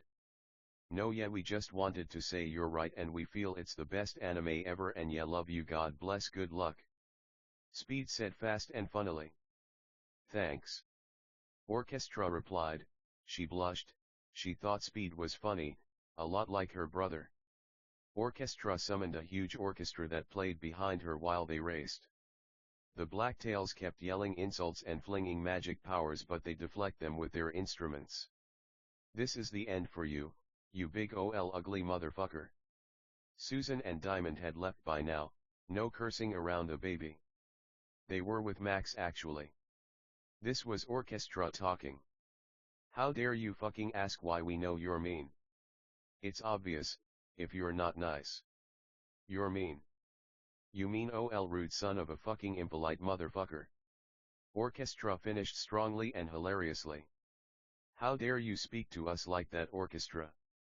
We even know who you are, our kind have hurt the music aliens so much, but you still dare to say such insolent nonsense to us? This is the end of your orchestra, the planet said. That wasn't even fucking clever. Orchestra replied. The orchestra sent relatively fast-moving music notes at the monster that, while beautiful while traveling, became disharmonious, ugly sounds when they landed that were so loud and calculated to discombobulate it screamed in pain. Music staffs wrapped around it like stars or like comets or like rings or like drunken sounds of the syncopated orchestral halo. It blacked out, its life bar dropped, and it fell like lightning and hit the bottom of the universe with a symphonic sound. Spectacular. 3 left. Shield Joro sent beams of a sun alien at a planet like a mirror from Zelda, and it burned straight through it. The Blacktail wished he'd brought sunglasses, but he left them at home, kidding. Anyway. Fucking, it sent shields that flew like boomerangs that created hugely loud resounding sounds, not loud enough to be painful, but loud enough to be heard for sure. How can something made to defend offend, said the Blacktail. You were made to defend God, but you're being offensive as hell. Shield screamed. In fact, he continued. He sent shields that were round at the planet like lightning bolts, but blue lightning that were so cold they could defend anyone. The planet choked on the smoke, intending to deflect the shields, but lost his hands in the process. Stop. Please. We'll do anything, just please stop, the planet said. Repent, Shield replied. Anything but that, the planet said. It sounded like he was surely having a mean, rude, impolite time. Then to goddamned hell with you, you fucking son of a bitch. Shield yelled, weary of Diamond's fury. He sent such a huge shield it cut the planet in half horizontally, but because of gravity the halves fell lopsided like a hologram, intersecting like dark mirror, then fell like lightning to the bottom of the universe, where it blew up or like became like ice or like snowstorms. Angels ice ice snowstorms angels ice ice snowstorms angels ice ice ice. 2 left. Max had to remind Diamond to be nicer, but he appreciated her intentions. She was just mad. She might let one slip around the kid, but it was in the past. She still held it against her though. Max's gauge was almost filled. Oak used crown shyness to intensify light beams on a planet like a magnifying glass. Upside down lighting storms angels ice ice snowstorms angels ice ice snowstorms angels ice ice snowstorms angels ice ice ice surrounded the planet. He used giant vines to break the surface of the planet like an earthquake. One question, how many people have you hurt? Oak yelled, crying, red, angry, resolved, stern, unmoving, appreciable, joyous, happy tears. Really? Why should we answer or like even know that? Countless. That's just a wild guess though. You drunken fool. You remind of us of a man who proclaimed to know all the secrets of God, a man to claim to be a great philosopher. But in the end he was no man. He was a sham, a damned sham. Nobody and fucking filth, just like Yoa. Oak screamed, he had had it. The vines crushed the planet. The whole scene was black or like white. The planet was black, the background was white. Damn, it said, while fucking passing away. It then fell to the bottom of forever, where it spawned from like goddamn hell spawn it was. Max's gauge filled. What does this pathetic, puny, weakling Max want? We've heard so much about you, how you were so great. How you were so strong. You don't seem so strong to us. You seem like nothing, less than nothing. If trash like you were in our trash can, we'd be offended. The king of the planets. Said. You sure damn talk a lot for someone who has nothing to say. Max used his gauge field to send such a huge light beam at the planet it enveloped the whole thing and became ash. This was weird. Max's gauge wouldn't go down. You did it, buddy. Listen, we feel like you should give yourself a little more power, and a little more credit. We always knew you could do it. Love you, kid. God said. They hugged. We love you, man. Thanks. Max said, and God smiled and disappeared. Looky here, looks like Maxie has a new toy to play with. Abijah said nicely and humorously. Make sure you don't use that thing on us, huh? Said Kyle. Yeah. We're not planet-sized, so that thing would take us out like lightning. Preston said in a silly, funny way. He also made a goofy, obvious face. Max loved all of them. Good job, everyone. Dark Mirror is safe again. Anyway, something the beach.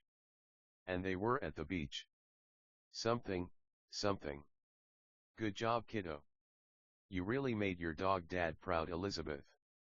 Max said, pride and joy in his timbre and throat. Thanks, daddy. She cried. She drank a beer. Not Max's favorite, but Diamond did too. It was okay, different strokes we guess. Well, go play with you friends, baby. Max said. They hugged, and Elizabeth frolicked away. Liz, we're proud of you, kid. We all, accept our places, but we're all still important. Baby's good. Toddlers waddled around, getting used to walking, talking, laughing, and building sand castles. Kids played frisbee, teens played in the water, adults played volleyball, elders still looked young, or like sometimes they looked old. Anyway, everyone was happy. Max kissed Diamond. Good job, babe. And good job to you, little mommy. Max and Diamond made out. No sex in heaven, but Liz, Ash, Ang, Abaj, KY, President. What was there was still even greater than he could ever know. End of chapter. Please next scene. Chapter 10, Rainbow Rivers. Mr. and Mrs. Rainbow call intended or like purpose to go whitewater rafting, but there was always a catch with mean silhouetted figures called blacktails. Max, Diamond, Ishal, Phiro, and Eliza went on a raft, but the blacktails made the scene black and white like neon, with giant jagged dangerous rocks, whirlpools, and a waterfall at the end with an impending, inherent, ticking, talking, timer. Occasionally our usual black and white scene would become different colors. These different colors represented a change in natural disasters or like black magic that would affect our heroes adversely, but perhaps they could twist that black magic to their advantage in these white waters. Aw shit. Max started. By this point it flashed red, blue, green, and yellow. It looked like these were the only colors that were going to flash, and it was utterly random which one would appear. Red meant fires were shot.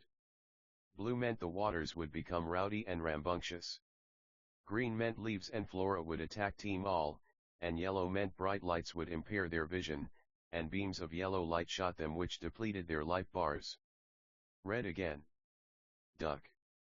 Max said, fear and trembling in his voice. A huge flash of fire shot out at their inflatable raft. It singed the top of Max's afro. He'd been meaning to get a haircut, but this wasn't exactly what he had in mind. The blacktails were on rafts attacking them with guns. Their life bars were going down. Lucky they brought so many potions and elixirs. Diamond retaliated with fireballs, fire tiaras for Teixeira, fire diamonds, and fire trampolines for Max's stomach. Max was touched. He didn't know she'd been training like that. Max got them to put up electric shields. He figured it'd work to get them to agree on a shield because water was such a strong conductor of electricity. Phiro sent 2 fireballs out his fists like punches. They did some fucking lethal damage. 2 more blacktails fucking passed away under that summer sun. A hot summer day, not a cloud in the sky, Max was hit with a fireball that burned him pretty bad. His life bar was at yellow, but a fairy alien came out of his backpack like Zelda. Max thanked her. She basically said you're welcome and teleport out. Listen Max. What do you think we gotta do? We intended or like purpose to leave the raft, but we were unable to. Fyro said, worry, but confidence in his teary, dry, wet, sandy desert-like storm of a voice. We feel like, we might have to actually switch rafts with the blacktails, but not only that, we have to get them in ours, surely before we reach that huge waterfall. If not, well. Max laughed weakly. He knew it was only a test, homework. To the wicked, it didn't matter if it wasn't traditional work. They lived these experiences to learn from them, and he loved his friends for taking these things seriously. They took all kinds of work seriously. He missed them. He intended or like purposed to see them, so he knew he couldn't give up. We're toast, he said weakly. His life bar was filled, but he still felt pain from the fireball. Even when it seems all's going well, there's still so many roadblocks or like caltrops blocking the path to true joy, condescending, patience, love, romance, friendship, family, parenthood, adventure, imagination, discernment, more patience, and still more. We might be able to use the blue light's water effects to get close enough to the blacktails so that we can steal their raft. They might be aware of this, but they might not, so it might not flash until the end. If it doesn't, we'll lose all our loot, items, skills, EXP, magic. She cried. We worked really hard to get all that stuff. We don't intend or like purpose to start over, do we, team all? She said with bravado, chutzpah, confidence, kindness, and love. No way. Everyone replied. Listen Diamond, we have gloves that can turn fire into water attacks. It'll detract your offense and defense though. Eliza said. Thanks. We might have to if the blue light doesn't shine. They hugged. Ishal sent some feather-shaped ice blades at the blacktails. It was for a beiju, at the beach probably. He was nicer than us. Love him. We were told to do this by ourselves. When things are too easy, we feel it takes the reward of challenge out. Might seem obvious, but loot was no one compared to the sorrow of disappointing God and loved ones. Fire shields, figures, we had 2 fire users. It flashed green. Everything was green. A vine shot out the forest, wrapped around Max's ankle, then submerged him in the water. Deja vu, this kind of thing happened to him in a warehouse once. A beiju hit him so hard he flew through the bottom of the universe out the top, then made a hole in the ground. He was flung at a wall and Preston sent a huge drill through the black tail that made light shine out of it like a spike. It blew up, then left sludge everywhere. God called off a potential rendezvous. Max was so angry. How did this keep happening? Max now had access to more power, but he used it wisely. He felt challenge was the greatest joy. The water started boiling. Max increased the temperature of his body to an infinitely hot skin warmth that would instantly incinerate anything that touched it. The vine, however, wouldn't burn. Max allowed it so it would fling him back to the raft. He wouldn't have to swim. It was so hot, the blacktail yowled in pain, apparently deep in the forest, flung him up, then sent a Polaroid to its forehead like a lightning bolt, but no lightning. It ticked like a bomb, then blew up. It became a pile of Polaroids that were a slideshow of what just happened. A chain formed where Max was in the air, where the vine was like an upward diagonal line. Max stood on it, but a blacktail cut it with a sword and he toppled and he spun when he fell back onto his raft. The team were fighting the vines with swords because fire resistance was up. Max kept a leash on his powers, so to speak. No point. Red again.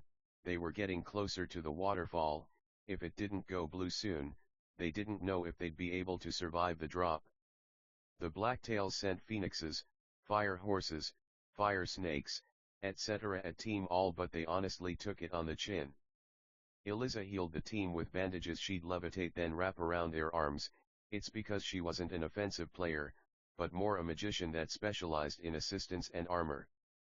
The raft would get damaged, she was the one that patched and repaired it. Ishal was doing so much damage the Blacktails changed their shields to ice. Fyro and Diamond let flurries and barrages of fireballs, fire crescents, and fire pillars fly at the Blacktails, only one raft left. There was fire everywhere, the heat was unbearable, even the dam water was on fire. Some Blacktails were knocked into vortexes. Some were knocked into the rocks. We were about 100 feet away from the drop, but moving fast man. Blue. Here we go guys. Last time it went blue the waters became so shaky and rocky that a huge wall of water divided them so they couldn't see each other. Max planned to use this time to force their rafts to touch, then they'd switch rafts before the drop. It happened. Diamond wore Eliza's gloves then got the raft to go near the water wall by forcing all the water on the right side of the river toward them. As she couldn't see, she also simultaneously moved them closer to the middle, but only affecting the water near them because her powers were weakened a lot. She was hoping for a miracle but voila! The rafts bumped into each other and Team All managed to switch their persons with the persons of the other raft. They were right next to the drop, they fell but when they hit the craggy rocks, like a hologram, they passed right through. The Blacktails however met a much more mean fate, fucking God bless. Team All cheered and high-fived, they hooped, hooted and hollered. Good job guys. We did it again. They got lots of gold, magic power, EXP, skills, and experience from this chapter. They hugged, smiled at each other with hope and fire in their eyes. Great job team. Ishal said, with a quiet confidence, his blonde hair muddied with blood, potioned healed, but didn't get rid of physical, aesthetic damage. In the first book, we had to heal at Golden Hotel, but now we can heal anywhere, kinda like how the real Golden Hotel or like Dark Academy is in our Halo like a hanging toy in a baby's. So we end at the beach, happy. All Max's kids were grown-ups now, he waited between his last two children a lot longer, he pictured how the baby he was holding in that water looked in her crib with planets above her, the world was hers, the whole world, not just half, he kissed his babies. Susan and Diamond. Diamond fed her baby a sandwich, magic, how lovely it was to eat in the ocean. Good job babe. The way you made that chain so cool. How'd you know? Think of that, she said nicely, warmly, and kindly. Well, we felt, we intended or like purposed to have a nice vantage point of the space, but you saw the freaking freak knock us right off and comically onto the boat almost in slow-mo. Thanks for helping us though. I love you. Max said weeping, he did a lot. I love you too silly. Diamond said, crying, she had happy tears, she had a quiet confidence, a soft, and honest heart. They made out? Next scene please. Susan yelled. She stuck her tongue out with a peace sign, like a little anime baby, she had a tough, gentle, and adventurous tone. Well you heard the baby. Chapter 11, Aerodynamic Dynamite Team All was thousands of feet above ground riding single-seat planes with some members on the wings.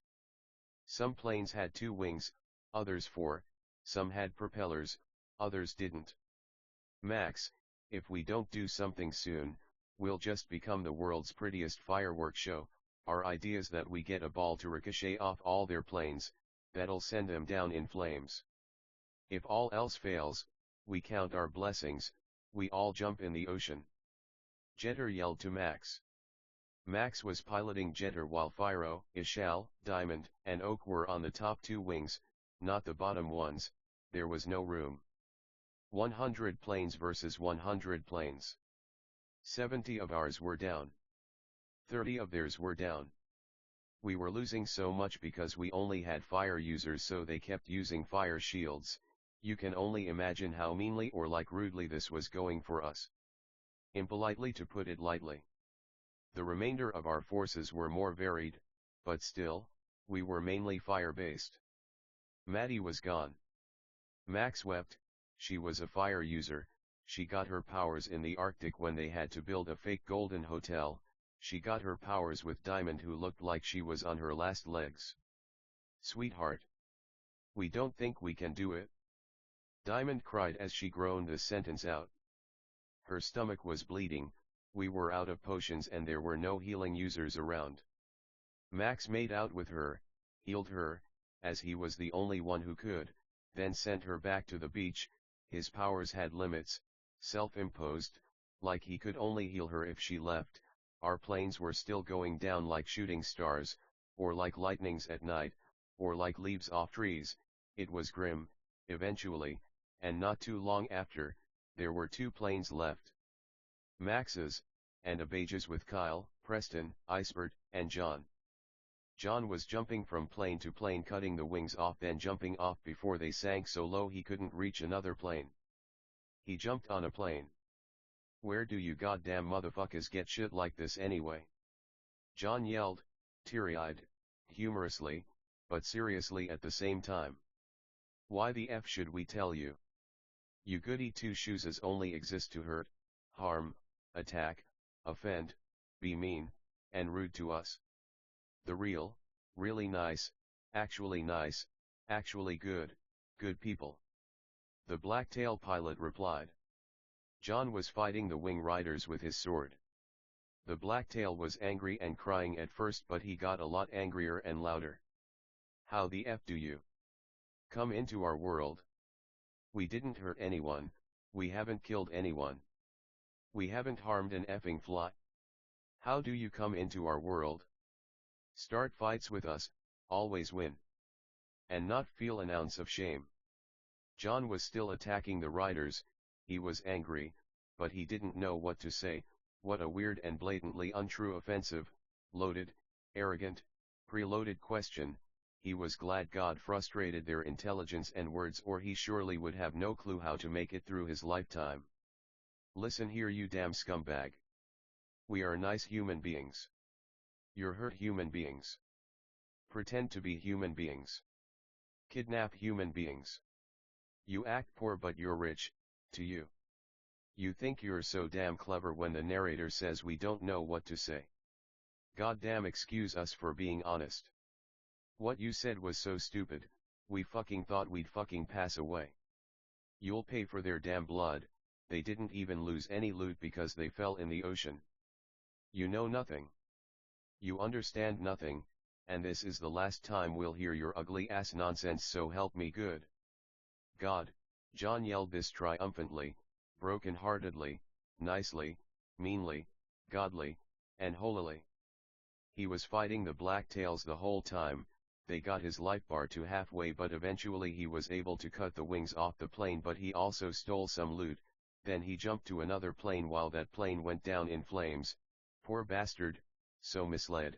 Blacktails didn't usually know how to swim. There wasn't any need to go after the pilots.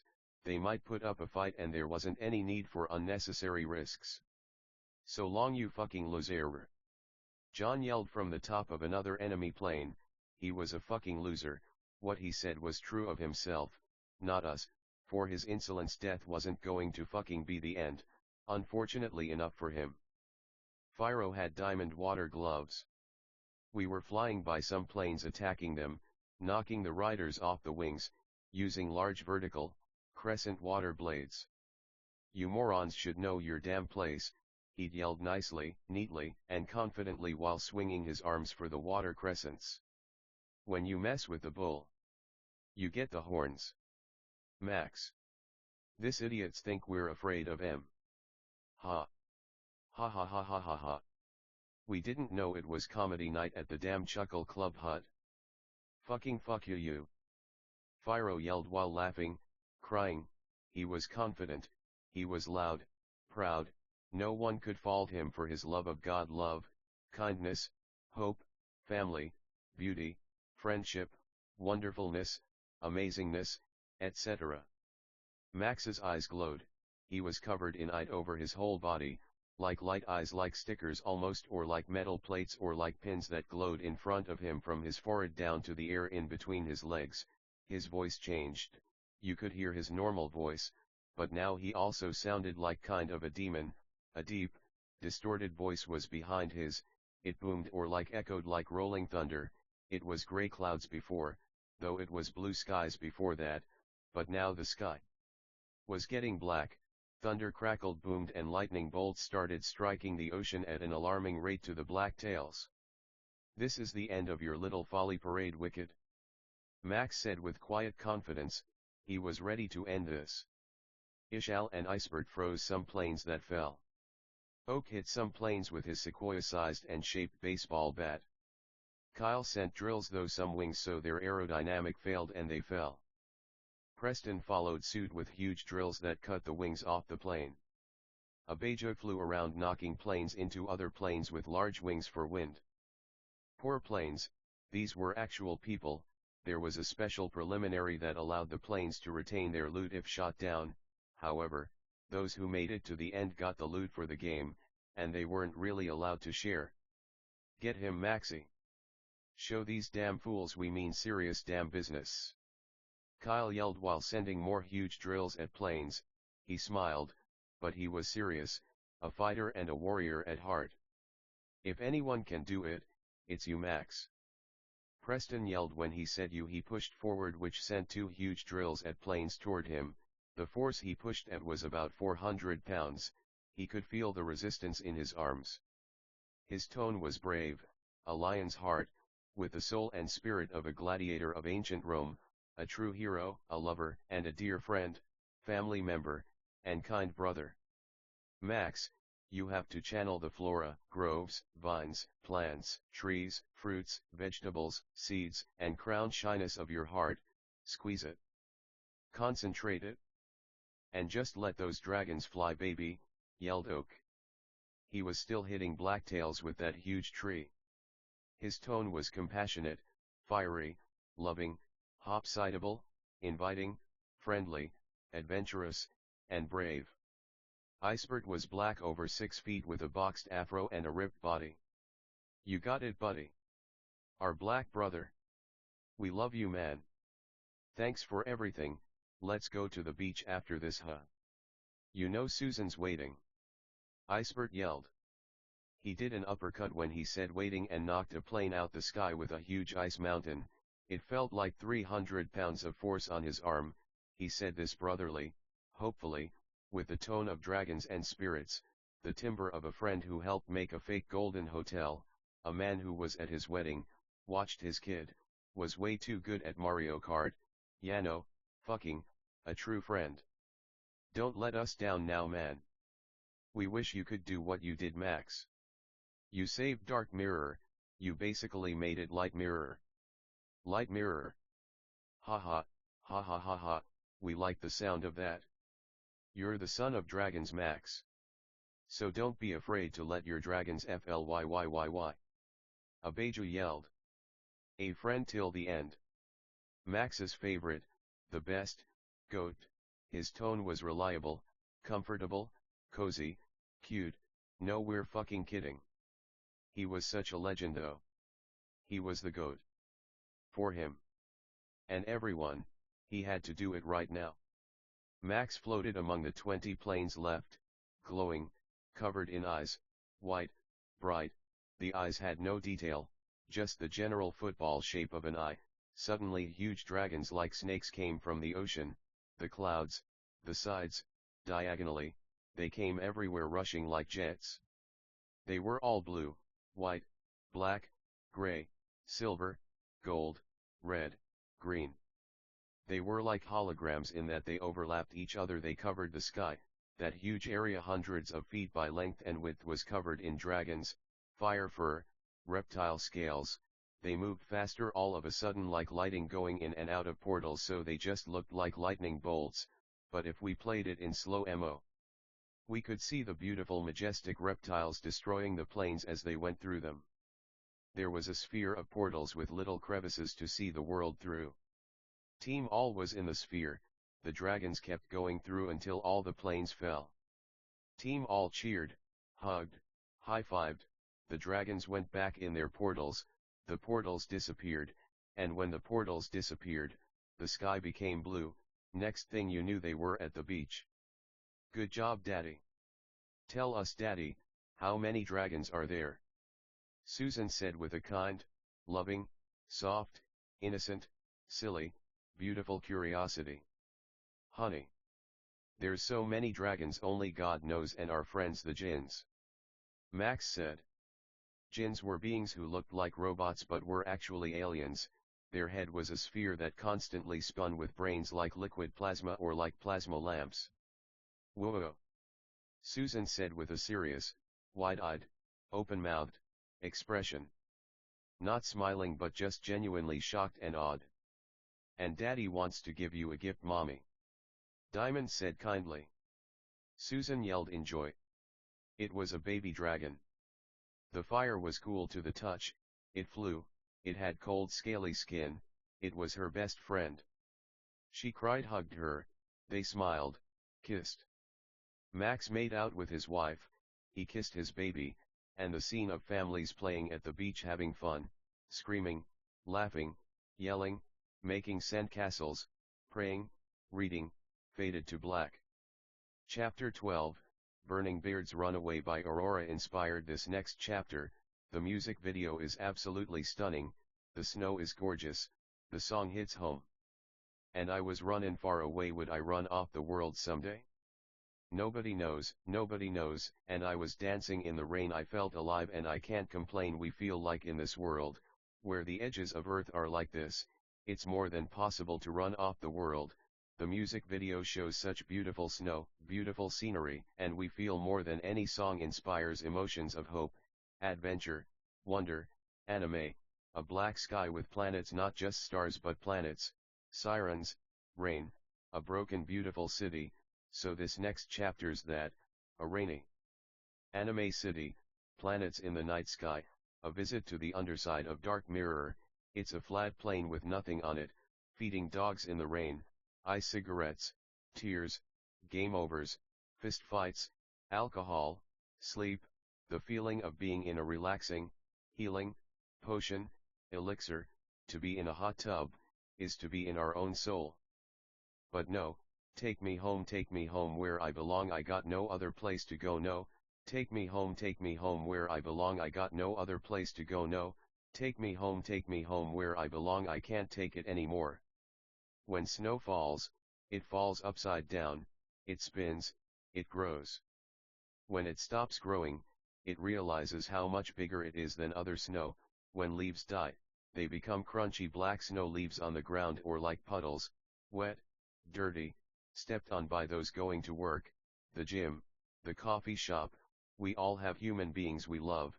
These human beings are like snow, like Aurora said, but I kept running for a soft place to fall, and I kept running for a soft place to fall, and I kept running for a soft place to fall, and I kept running for a soft place to fall. Snow still looks for a soft place to fall, so when it lands, it passes away peacefully. If we fall on a hard surface, we become what we touch. So if we've touched your heart, you're now an honorary member of Team All. Get all that? Max told Diamond with a quiet confidence. He was dictating a book to her. How to make something from nothing. This is how to make something from one thing.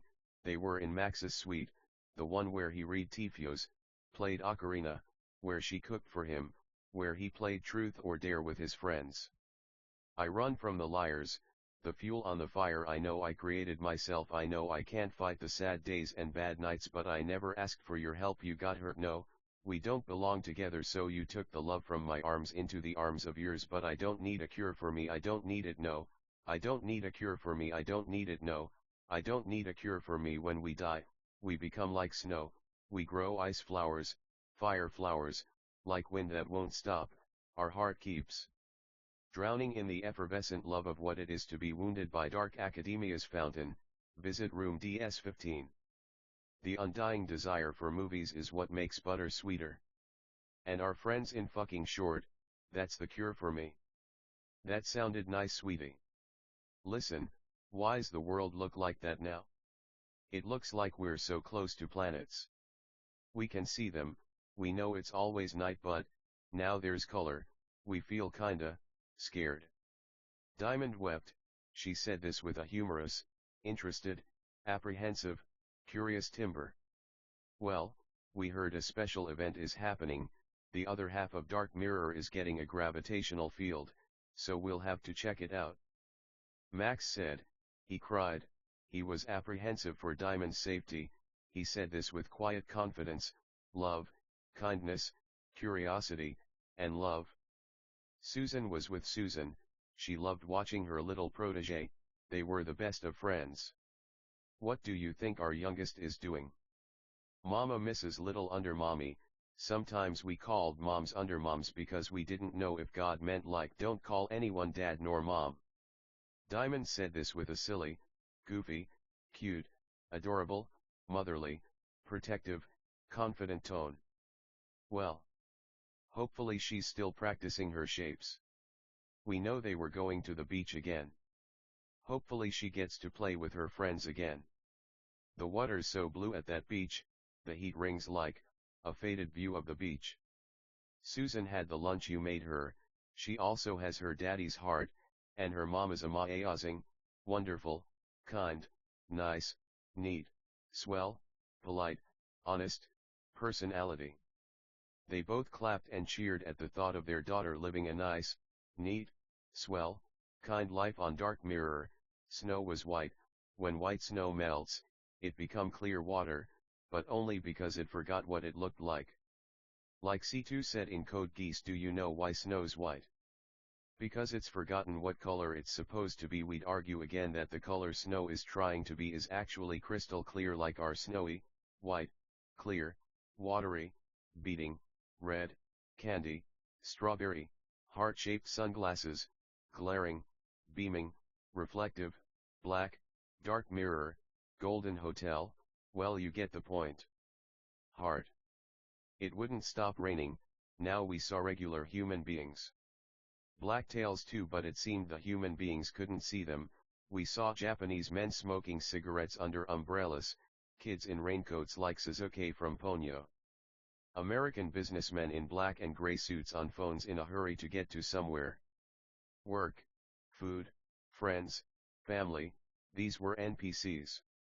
The blacktails were basically demons, angels. Satan and them, they were everywhere. The darkest night seems bright when God lights it up, but remember, this was still a perpetual night, though it didn't seem the NPCs noticed.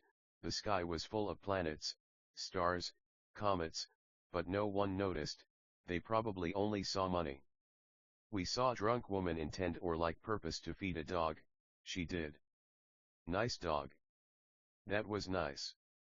Her house might have been filled. Apparently Susan was asleep at the beach with sunscreen all over, sunglasses, red skin, and an innocent silly, funny, plain open-mouthed expression. Atta babe. Sleep is key. We all know it. A fist fight broke out between men in front of a bar. Hey, well, why don't you mind your own effing business, buddy? Censor just cuz, but he actually cursed. Look. That's our girlfriend. So back the EFF up before it gets effing ugly, Paul. They fought went into traffic, cars started beeping, traffic was slow, people started getting out their cars to argue with the men. They fought so hard one man hit the other into a car, he pushed him on the car on the windshield and they broke it. The blacktails were scared at the sound, for they didn't know what it was. For some reason some became visible to the human beings and they got so scared. Oh shit. Max said. Him and Diamond knew they needed to intervene. He sounded worried and annoyed. Him and Diamond teleport to the scene and the human beings were kind of even more scared. Holy shit. Who the EFF are you guys? You friends with these fucking black freaks over here or what? The drunk fighter said, slurred, fucking annoying, prejudiced. No, we came to stop them, Max said calmly, quietly, confidently, nicely, and a little stern and firm, but the listeners didn't care and just ran away screaming. One couldn't see the Golden Hotel from the outside world anymore, memories were manipulated, invisibility was used, like clear water or like white snow. The color of snow and water is primarily influenced by how they interact with light. Snow appears white because it reflects most of the sunlight that falls on it. Snow is made up of ice crystals, and the complex structure of these crystals scatters light in all directions, giving it a white appearance. Water, pure water, is actually colorless. Water molecules do not absorb light in the visible spectrum, so when light passes through water, it continues mostly unchanged, making it appear clear or transparent.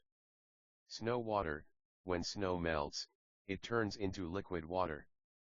The clear appearance of liquid water is due to the absence of impurities that might give it color. So, the snow water that results from melting snow retains the colorless characteristic of water. In essence, snow appears white due to light scattering by its complex structure, while water appears clear because it does not absorb light in the visible spectrum. When snow melts, it turns into water, which retains its clear appearance. God bless ChatGPT. Like this hotel, it was snow to us, but water to the NPC. It was a beautiful white, metaphorical element, of love and infinity, but to the NPCs, it was just plain ugly water, nothing special about it. Max hoped he never made Diamond feel like water. She was see-through, she was just a placeholder, she was a person, real, cold, falling slow to appreciate the beauty, gentle, delicious, like snow. Max did a kick straight up that knocked the blacktail out. They were both hovering over a car. We suppose to NPCs the scene was a normal blue sky cloudy day, but to the real, we saw the planets, the golden hotel, the blacktails, we saw the snow, but everyone else just saw the water. Diamond used a fire lasso to turn one of the blacktails to ash. Abijah sent one flying into a building, but Max fixed it after. He used the wings on his back to send a gust. Kyle used drills that were huge, to condescend, and to destroy 10 blacktails. Max fixed everything, then they confused everyone's memories so they couldn't remember what they just saw. Team all waved a cab. Kyle had to ride on top. To the edge of the earth please. Max said, he knew the driver heard to so and so route, like, to the mall please. To the nearest McDonald's please. Max said this with a happy wet tone. We was drenched from the rain. He dried everyone off with a huge flare including Kyle, for the heat went through the roof of the car and the light, but the driver couldn't see.